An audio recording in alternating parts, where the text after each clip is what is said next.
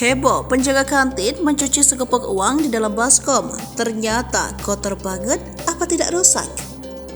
Kebersihan merupakan salah satu hal penting yang patut dilakukan setiap orang, baik dengan cara mandi, memotong kuku, maupun mencuci barang-barang yang sering kita gunakan maupun pegang seperti baju. Namun, pernahkah kamu melihat orang menjaga kebersihan dengan cara mencuci uang? Uang merupakan benda yang digunakan secara umum oleh masyarakat untuk mengukur nilai, menukar, dan melakukan pembayaran atas pembelian barang dan jasa. Lantaran digunakan secara umum, maka tak heran sering ditemukan uang dalam bentuk yang kurang bagus, seperti kotor maupun robek. Menyadari hal tersebut, seorang penjaga kantin di Malaysia memilih mencuci uangnya. Dilansir dari tribunstyle.com dari Word of Boss pada Sabtu 30 September 2023, penjaga kantin mencuci uang kertas yang diterimanya selama penjualan. Hal itu dilakukan karena uang-uang tersebut kotor. Awalnya ia memasukkannya ke dalam baskom yang berisi air. Penjaga kantin kemudian menggosokkan tangannya ke uang-uang itu untuk menghilangkan kotoran yang menempel.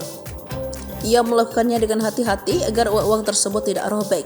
Hasilnya, air yang semula jernih langsung berubah menjadi kecoklatan. Itu menunjukkan betapa kotor uang-uang tersebut.